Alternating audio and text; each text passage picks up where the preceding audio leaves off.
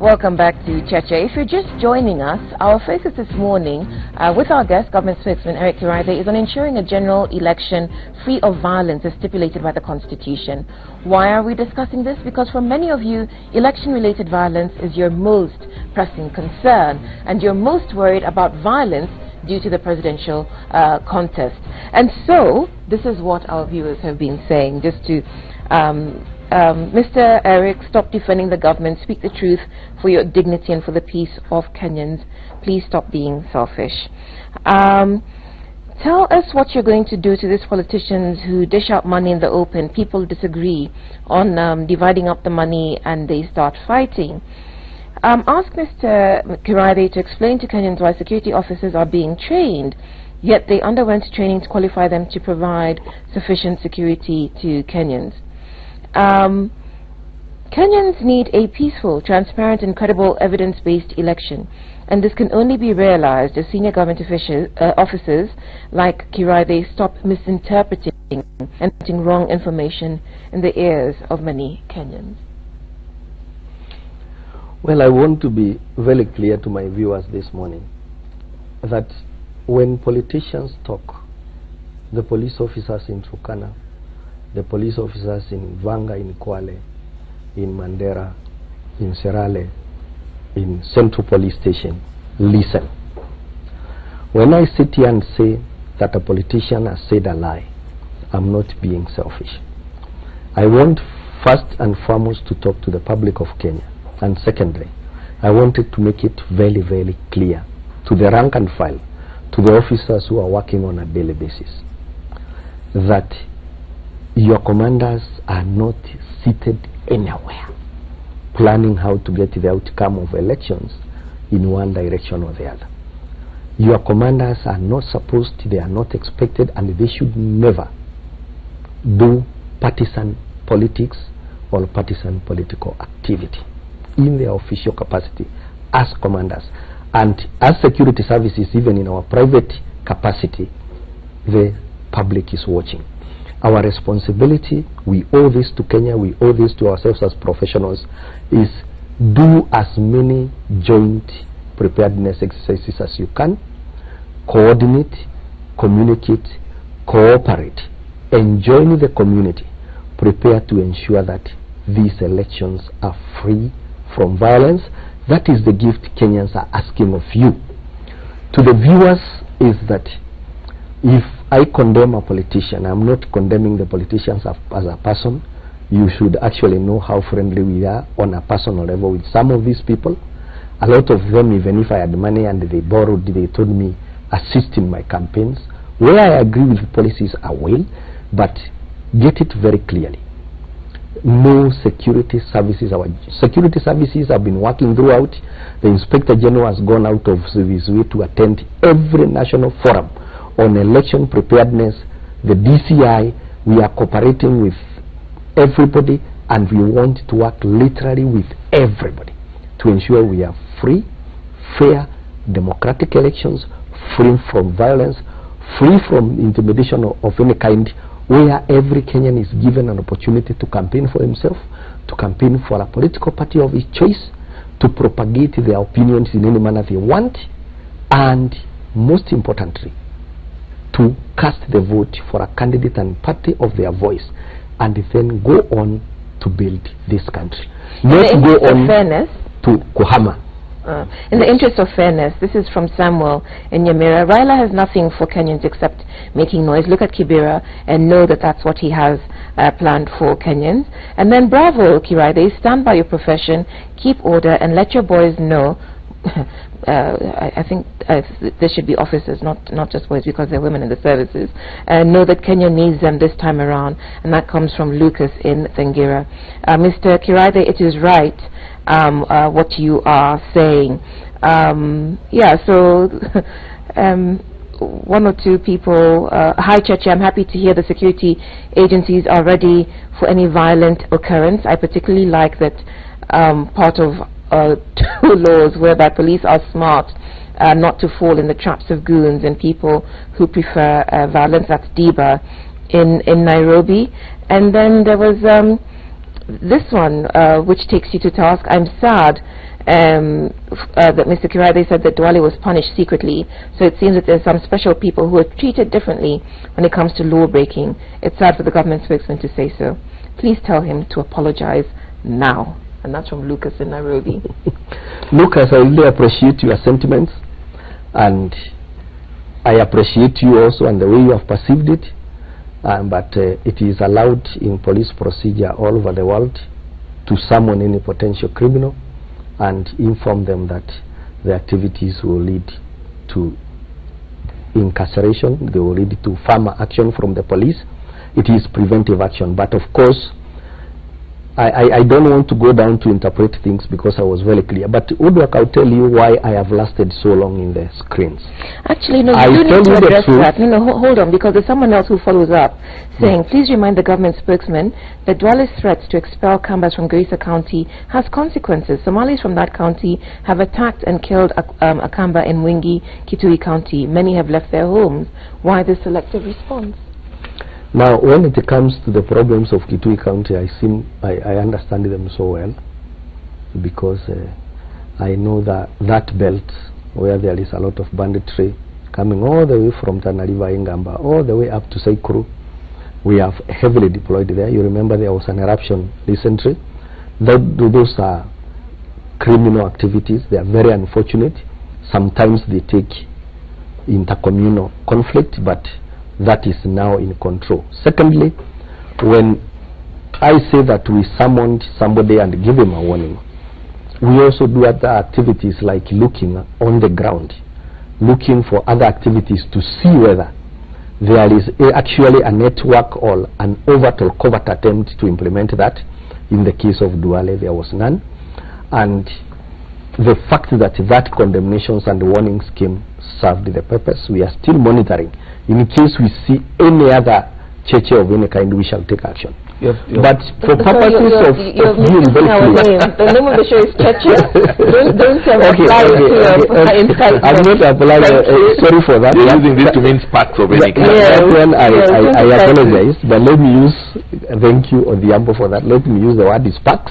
We are trying to see whether there is, where there is smoke, there is likely to be sparks of fire, and to ensure that that is action is taken.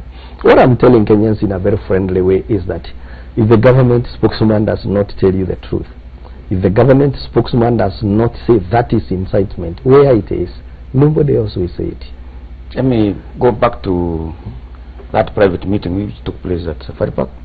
You said it was, even the civil servants went there, they went in a private matter. Private capacity. What do you say about civil servants, principal secretaries, cabinet secretaries, who are in the campaign trail for the president? I know that the principal secretaries, cabinet secretaries have had a big challenge.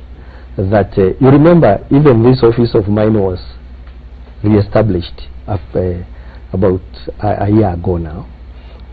One of the things, as also now as part of the government, we realized in government, is that this administration has done so much through civil servants, through cabinet secretaries, through principal secretaries, through other senior civil servants. But the member of public only knows what the critics of government say. For example, I'll give you one of the most obvious examples. For CS Macharia and his team in the Ministry of Transport, to be able to deliver SGR ahead of time, 2 years, there is a lot of work which has gone into it. Yet the only thing the public knew is that people had queried the adjustment of cost and so on and so forth. And therefore they had a responsibility to go out and tell the public that I've been a CS for 5 years or whatever period.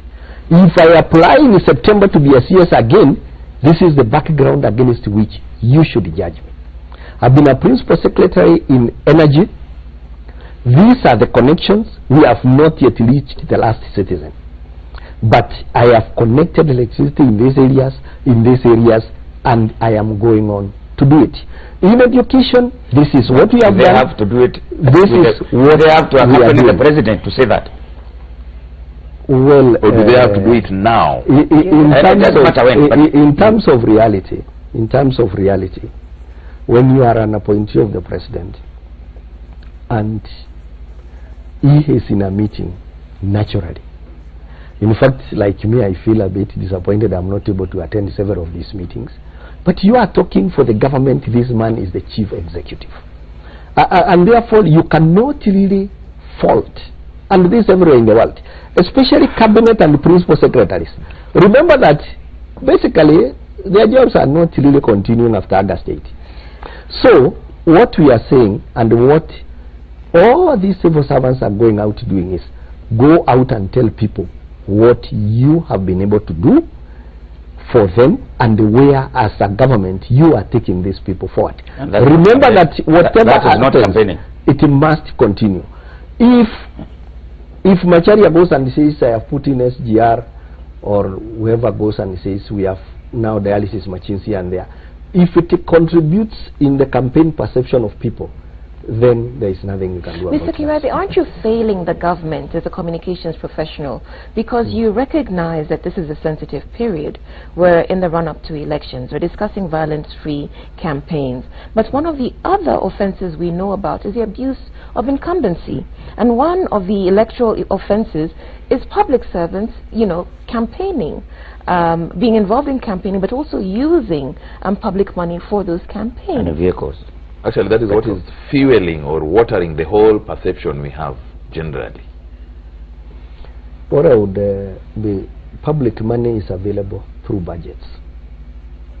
If you have a budget for public affairs, for public communication within your docket, you don't have to return that money to the treasury.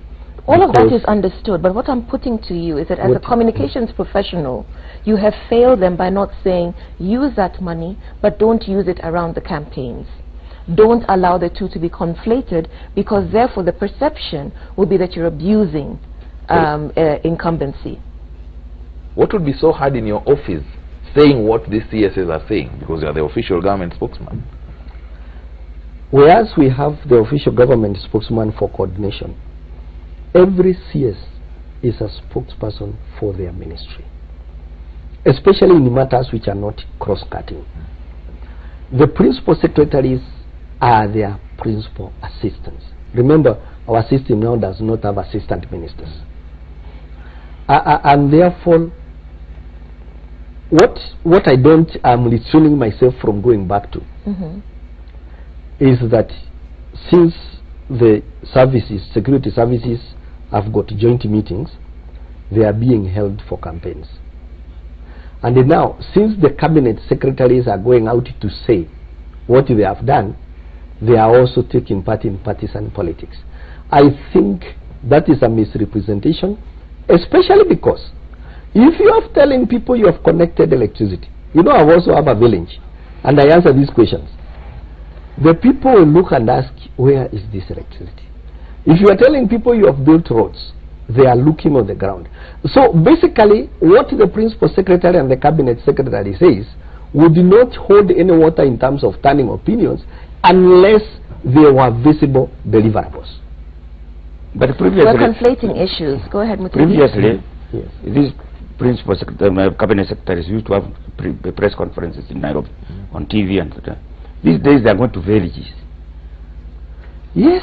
And they go where they came from. Yes. If it's Matiang'i, utamona Kisii. Go to the village. If it is the other man for land, utamona Meru. Unfortunately, I Matiang'i in Meru the other day, but if Matiang'i goes to Kisii and tells the members of public, and especially where you have put it, that one is something I am really encouraging as a central point in communication.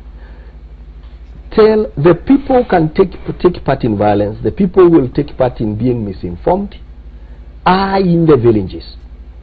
Go there, talk in the language they can understand, so that they know where their government is taking them. If they make choices, which they ought to do, on the basis of your information, compared with other information they are receiving, it is not only the cabinet secretaries who are talking to them. Everybody, the media, everybody is talking to them. But what is your government saying? What is your government doing? And it is on the basis of that information. Why in their languages? That they will make Odhiambo, there are villages in Meru you go talking English. Yeah? And you find yourself in a very difficult situation. There is no language which is inferior to any other language in Kenya. Let's talk to the public. Here in this you have Muga FM, you have Ramogi, you have everything, because you realize the centrality. And you're an editor with Ramogi FM. Yes, an editor there. Welcome, thank you. That you talk to. And people I didn't have anybody to talk to my people in a from the position. Eric, I didn't have anybody to talk to my audience. It should not be only a CS. I can undertake that. There was nobody. To bring you a very senior person who will talk in that language. Make your point a bit more explicit. I'll bring you one if you want. There are very many in government who talk the Luo language. It's a beautiful language. I like it. And there are people there to explain to the government. If they have not come to your station, I'll call a few friends of mine and ask them, why are you leaving your people behind? So, spreading the information down to the grassroots should not make anybody feel threatened, should not be misconstrued to mean anything else but these cabinet secretaries, these principal secretaries, and their communication and their systems down to the county level have a responsibility to explain to Kenyans what they have done with their money. A lot of Kenyans today only know about corruption. When I go to the village, people are even looking to see where is these big millions which have been stolen by the people in government and which I'm not even sharing. So it is very important for people to know that the few people who are either interdicted, who are either sacked or removed from office or prosecuted, are the only ones who are suspected of stealing. It is not the entire government, including poor Keraide, who are stealing. And it is not everybody who is involved in corruption. There are senior civil servants, cabinet secretaries, principal secretaries, who have spent a lot of time. Some of them are even broken their health by overworking to deliver on the development and on their responsibility to deliver progress, reduce poverty, and make Kenya developed by the year 2030. But one can think that these people are doing that for self-interest, because they know after if Jubilee loses, there will be no job. And they know that if Jubilee wins, they expect to be appointed again. So it really is about self-interest. Let me become honest, because I need to become honest. I don't know anybody who does not have self-interest. I wouldn't want the people who appointed me as government spokesman to say that you failed to communicate government policy. You failed to say that security agencies are not gathering together. And therefore, if they personally take some credit out of it, that is what life is about. That's why we have exams. That is why we have appraisals. That is why we always say this person performed better than this person. And that is why we say whatever government is there, somebody can reapply and they say, reappoint me as a cabinet secretary because I delivered this and I'm capable of delivering more. So if some credit goes to the individual cabinet secretaries, to the individual principal secretaries, then they deserve it. Okay, so look, we've got 10 minutes to go before the show ends, and so panelists, I'd like to engage you. Bearing in mind that the overarching question we've been addressing this morning is whether we can have an election without violence. What do you think? It's possible depending on how the government talks to the people, the public, who actually are the people directly engaged in violence. You know, politicians will always talk. Ultimately, it's the doers who are the public. So depending on how the government talks to the people, we can have a violence-free election. Mutegi? I think the politicians need to be tamed. Even if, like they did in Duale, instead of going to the pulpit or to the stadiums and saying that Raila didn't want to, why can't Raila also be called and given those warnings so that he can tone down his language, and Mandago and all the others, and Kuria? Why can't that be done? If that's done, we can have peace. I don't think Ananchi are very much involved. The incitement comes from politicians, and I think the politicians are the ones that they need to rein to. You've gotten into the next question, which was what more should government be doing, because the overwhelming feedback from our viewers is that government is not doing enough. Right? So you've talked about the implementation, and we have this beautiful architecture, legal architecture, you know, to curb incitement, hate speech, laws, everything. Nothing is done. So, Charles, you've talked about people. Yeah. You've talked about the, voter education, I guess it would be. If I know Mutegi is my brother and will remain my neighbor, even if Kiraithe, who is a senior politician, comes and tells me Mutegi is from Meru, I will not think about or look at him as an enemy. I will still look at him as that brother. He will pay you money, and you know that when he goes, you take my wife and my children and my house and my cows. So the thing is, the government should make sure I have means and ways of getting that money. But it comes from the politicians. if they rein in the politicians so that they don't have incitement. My friend who was in Kisumu, Kimwa, he will still be there. But because of the politics of that time, incited by politicians, Kimwa is no longer there. Is it the politicians? Because you seem to be saying different things, because you're talking about rein in the politicians, make them feel the consequences of their actions. But what does it say about us as Kenyans if it's so easy for someone to come and say, look, here's however much money, do this to this person, and we guarantee you that, the adjoining plant. Buy and tell them this is our enemy. If you look at the crowds that are attending those political meetings, they're huge. But they're rent-a-crowd. They're the same people who go around attending rallies. You're not sure about that? I'm not sure about whether they are brought or not brought in. But there are many people. So if you give them 200 bob and tell them go and burn Mutegi's house, they'll come. If the government made an environment where I can make 1,000 bob, do you think I would bend for your 200 bob? But that's not possible.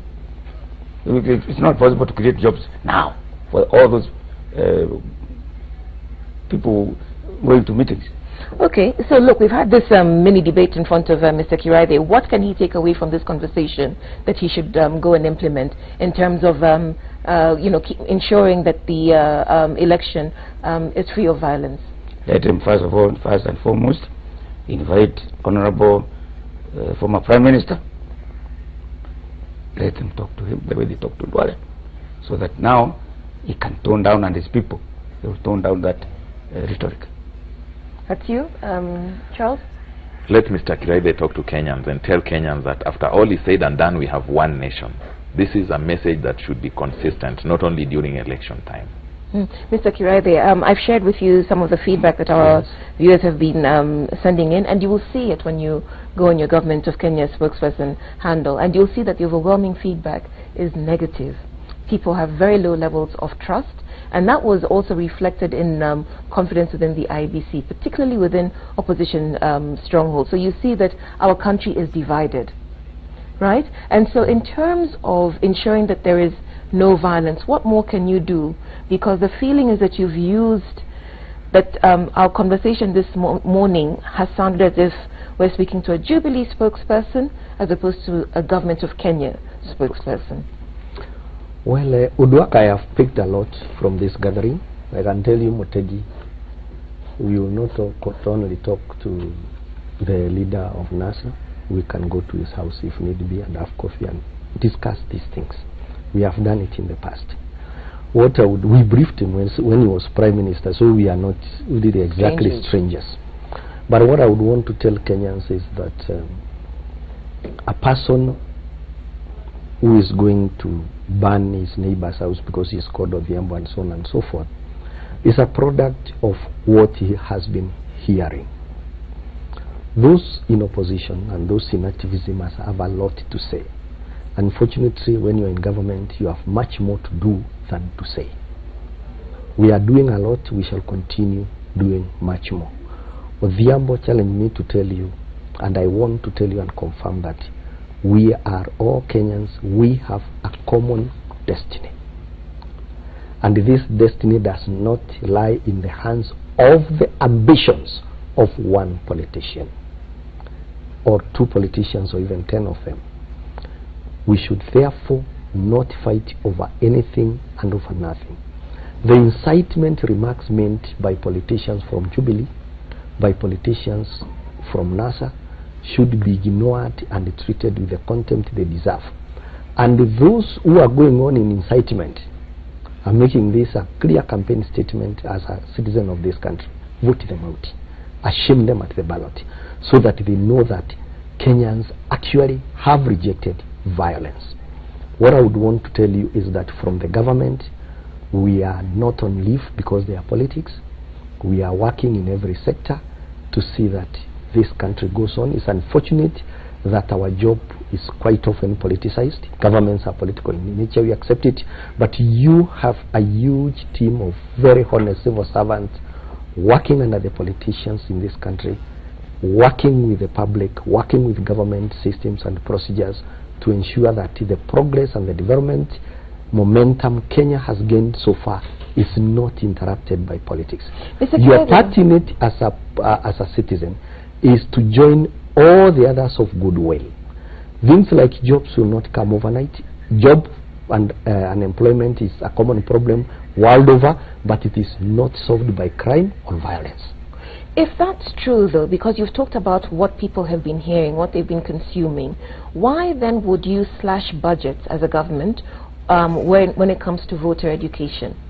The sorts of people who are mandated or have the responsibility to educate voters about their rights, but also to make them aware of the sort of machinations around politics.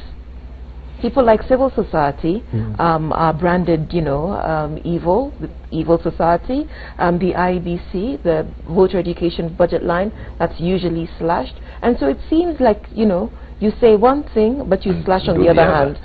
Let me tell you that the action of budget, you should know how much it is slashed from my office. The budget is... No, but when it comes to critical things like voter education... we have a lot of competing needs. We have a lot of priorities, and the cake is not expanding unless we extend the railways you see, the electricity you see, to spur production and self-employment. That is fine coming, but the issue of budget would work is very complicated. Every person wants more so that they can work more. But we have limited resources, but the government, even if it is not channeling maybe through civil society, it is using other channels like your chiefs, like having sittings with the church leaders and so on and so forth, to ensure that every citizen understands. And the media would work is also enjoined to spread positive Our time is up. I can hear the music. And you have done it I'm right. being harassed. Thank you. Thank you very much. Welcome. So that's all we have time for this morning. Today's guest has been Government Spokesman Eric Uribe. We thank you for your time. Our thanks also to our panelists for taking Jao and Charles Odhiambo. My name is Uduaka Mimo. We'd also urge you all watching, listening to us, to desist from acts of violence and to report to the authorities if you know anything being planned, and to stay safe. Thank you for watching Cheche. We'll see you next week.